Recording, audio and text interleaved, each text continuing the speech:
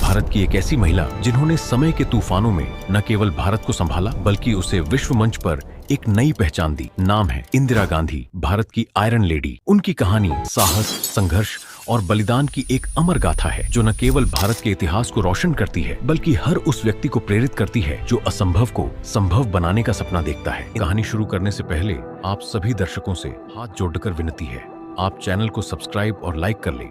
इंदिरा गांधी का जन्म 19 नवंबर 1917 को इलाहाबाद, आज के प्रयागराज के आनंद भवन में हुआ। एक ऐसे परिवार में जो भारत के स्वतंत्रता संग्राम का केंद्र था। उनके पिता जवाहरलाल नेहरू भारतीय राष्ट्रीय कांग्रेस के प्रमुख नेता और बाद में भारत के पहले प्रधानमंत्री बने, जबकि उनकी माता कमला नेहरू एक समर्पित स्वतंत्रता सेनानी थी। आनंद भवन केवल एक घर नहीं था, यह स्वतंत्रता संग्राम का एक जीवंत केंद्र था जहाँ गांधी, सरदार पटेल और अन्य नेताओं की आवाजाही ने इंदिरा के बालमन पर गहरी छाप छोड़ी। इंदिरा का बचपन सादगी और संघर्ष के बीच बीता। उनके पिता और दादा मोतीलाल नेहरू बार बार जेल जाते थे, जिसके कारण परिवार को आर्थिक और भावनात्मक कठिनाइयों का सामना करना पड़ा। इंदिरा ने अपनी मां की बीमारी और पिता की अनुपस्थिति में कम उम्र में ही जिम्मेदारियां संभालना सीख लिया। उनकी प्रारंभिक शिक्षा घर पर ही हुई, क्योंकि ब्रिटिश शासन के खिलाफ परिवार की सक्रियता के कारण नियमित स्कूल जाना संभव नहीं था। उनकी शिक्षिका एनी बेसेंट और अन्य विद्वानों ने उन्हें इतिहास, साहित्य और दर्शन से परिचित कराया। 1934 में इंदिरा शांति निकेतन के विश्व भारतीय विश्वविद्यालय में रविंद्रनाथ टैगोर के मार्गदर्शन में पढ़ने गयी। टैगोर की कला, संस्कृति और मानवता की शिक्षा ने उनके व्यक्तित्व को निखारा। इसके बाद वह ऑक्सफोर्ड विश्वविद्यालय में इतिहास और राजनीति शास्त्र पढ़ने गईं, लेकिन स्वास्थ्य समस्याओं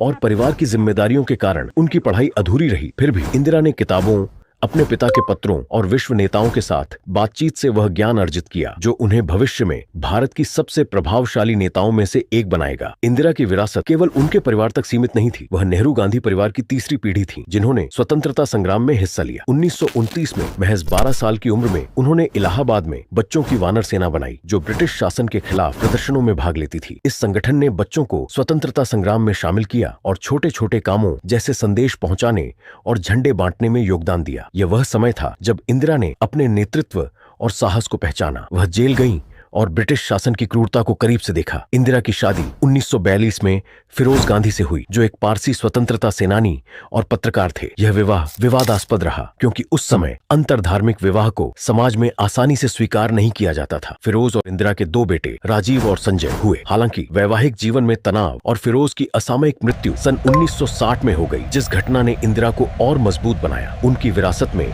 नेहरू की धर्मनिरपेक्षता, समाजवाद और राष्ट्रीय एकता की विचारधारा थी, जिसे उन्होंने अपने तरीके से आगे बढ़ाया। इंदिरा गांधी का राजनीतिक सफर तब शुरू हुआ जब वह अपने पिता जवाहरलाल नेहरू की निजी सहायक बनी। इस भूमिका में उन्होंने न केवल प्रशासनिक कौशल सीखा बल्कि विश्व नेताओं जैसे जॉन एफ कैनेडी, माओ त्से तुंग और नेल्सन मंडेला के साथ बातचीत कर कूटनीति और रणनीति का अनुभव हासिल किया। 1979 में वह भारतीय राष्ट्रीय कांग्रेस की अध्यक्ष चुनी गई, जो उनके राजनीतिक जीवन का पहला बड़ा पड़ाव था। इस दौरान उन्होंने संगठन को मजबूत किया और युवा नेताओं को प्रोत्साहित किया। 1964 में नेहरू के निधन के बाद इंदिरा को लाल बहादुर शास्त्री की सरकार में सूचना और प्रसारण मंत्री बनाया गया। इस भूमिका में उन्होंने रेडियो और प्रेस के माध्यम से सरकार की नीतियों को जनता तक पहुंचाया। शास्त्री की अचानक मृत्यु 1966 में होने के बाद कांग्रेस पार्टी में नेतृत्व का संकट पैदा हुआ। पार्टी के वरिष्ठ नेताओं, जिन्हें सिंडिकेट कहा जाता था, ने इंदिरा को एक कमजोर और नियंत्रणीय उम्मीदवार मानकर प्रधानमंत्री पद के लिए चुना। लेकिन इंदिरा ने जल्द ही साबित कर दिया कि वह केवल नेहरू की बेटी नहीं बल्कि एक स्वतंत्र और दृढ़ निश्चयी नेता है। 1967 के आम चुनावों में कांग्रेस की जीत हुई, लेकिन सीटें कम होने के कारण इंदिरा को कई चुनौतियों का सामना करना पड़ा। उन्होंने बैंकों का राष्ट्रीयकरण 1959, राजाओं के विशेषाधिकार समाप्त करने और गरीबी उन्मूलन जैसे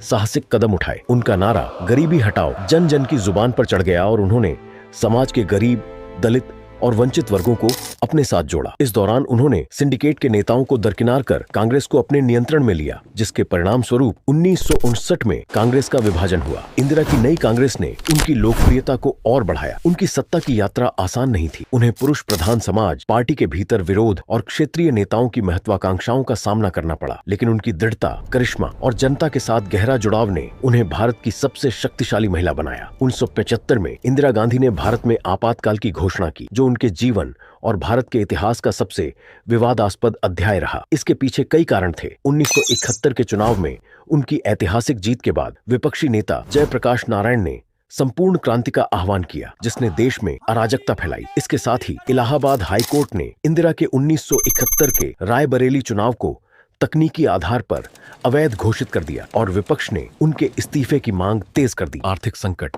बढ़ती बेरोजगारी और हड़तालों ने स्थिति को और जटिल बना दिया। 25 जून 1975 को इंदिरा ने आपातकाल लागू किया, जिसके तहत नागरिक स्वतंत्रताएं निलंबित कर दी गईं, प्रेस पर सेंसरशिप लगाई गई और विपक्षी नेताओं को जेल में डाल दिया गया। आपातकाल के दौरान सरकार ने कई सुधार किए, जैसे 20 सूत्री कार्यक्रम, जिसमें गरीबी उन्मूलन, शिक्षा और ग्रामीण विकास शामिल थे। लेकिन जबरन नसबंदी अभियान और नागरिक अधिकारों का हनन जैसे कदमों ने उनकी छवि को भारी नुकसान पहुंचाया। खासकर संजय गांधी के नेतृत्व में नसबंदी अभियान ने ग्रामीण भारत में भय और असंतोष पैदा किया। आपातकाल को लेकर इंदिरा का तर्क था कि यह देश को स्थिरता और एकता प्रदान करने के लिए जरूरी था, लेकिन इसे लोकतंत्र पर हमले के रूप में देखा गया। 1977 में इंदिरा ने आपातकाल हटाकर आम चुनाव कराए, जिसमें उनकी पार्टी को करारी हार मिली। जनता पार्टी की सरकार बनी और इंदिरा को कई जांचों का सामना करना पड़ा, लेकिन उनकी हिम्मत और जनता के साथ गहरा रिश्ता उन्हें 1980 में फिर से सत्ता में ले आया, जिसने उनकी अपार लोकप्रियता को साबित किया। 1971 का भारत पाकिस्तान युद्ध इंदिरा गांधी के नेतृत्व का स्वर्णिम अध्याय है। पूर्वी पाकिस्तान, आज का बांग्लादेश में बंगाली आबादी पर पाकिस्तानी सेना के अत्याचारों ने लाखों शरणार्थियों को भारत में धकेल दिया। 1970-71 में लगभग 1 करोड़ शरणार्थी भारत आए, जिससे आर्थिक और सामाजिक संकट पैदा हुआ। इंदिरा ने इस संकट को मानवीय और रणनीतिक दोनों दृष्टिकोण से देखा। उन्होंने विश्व मंच पर बांग्लादेश के मुद्दे को उठाया और संयुक्त राष्ट्र से लेकर विश्व नेताओं तक के सामने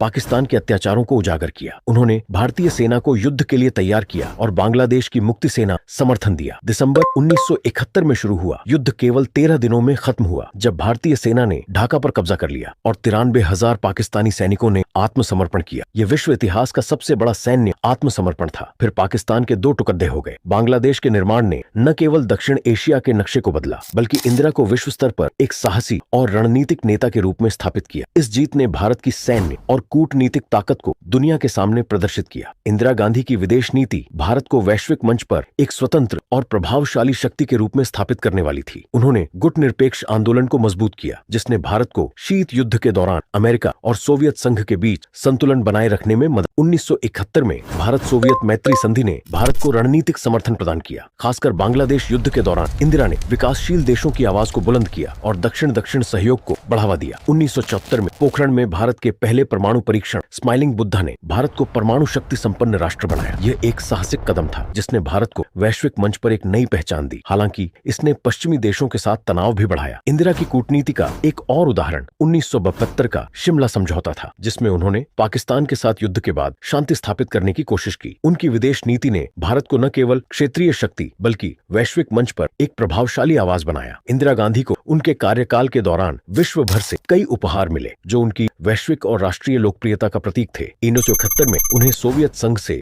लेनिन शांति पुरस्कार मिला, जो उनकी शांति और सहयोग की नीतियों का सम्मान था। विभिन्न देशों के नेताओं ने उन्हें सांस्कृतिक और प्रतीकात्मक उपहार दिए, जैसे रूस से मिले शॉल, अफ्रीकी देशों से मिले हस्तशिल्प और मध्य पूर्व से मिले गहने। भारत के लोगों ने भी उन्हें अपार प्यार और सम्मान दिया। ग्रामीण भारत में लोग उन्हें इंदिरा अम्मा कहते थे और उनके लिए बनाए गए गीत और कविताएं उनकी लोकप्रियता को दर्शाती थीं। इंदिरा ने इन उपहारों को व्यक्तिगत संपत्ति के बजाय राष्ट्रीय धरोहर के रूप में देखा और कई उपहारों को दिल्ली के नेहरू मेमोरियल म्यूजियम में प्रदर्शन के लिए रखवाया। उनकी सादगी और देश के प्रति समर्पण ने उन्हें जनता का प्रिय नेता बनाया। 1980 के दशक में पंजाब में खालिस्तान आंदोलन ने भारत की एकता को चुनौती दी। जरनैल सिंह भिंडरांवाले के नेतृत्व में उग्रवादियों ने अमृतसर के स्वर्ण मंदिर को अपना अड्डा बना लिया। इंदिरा गांधी ने इस संकट से निपटने के लिए जून 1984 में ऑपरेशन ब्लू स्टार शुरू किया, जिसका उद्देश्य स्वर्ण मंदिर से उग्रवादियों को हटाना था। यह ऑपरेशन सफल रहा, लेकिन इसने सिख समुदाय के एक हिस्से में गहरी नाराजगी पैदा की, क्योंकि मंदिर को नुकसान पहुंचा और कई लोग मारे गए। 31 अक्टूबर 1984 को इंदिरा गांधी की उनके ही अंगरक्षकों बेअंत सिंह और सतवंत सिंह द्वारा उनके दिल्ली स्थित आवास पर हत्या कर दी गई। यह हत्या ऑपरेशन ब्लू स्टार के जवाब में थी। उनकी मृत्यु ने पूरे देश को स्तब्ध कर दिया। इसके बाद दिल्ली और अन्य शहरों में सिख विरोधी दंगे भड़क उठे, जिसमें हजारों सिखों की जान गई। यह भारत के इतिहास का एक काला अध्याय था। इंदिरा की हत्या के पीछे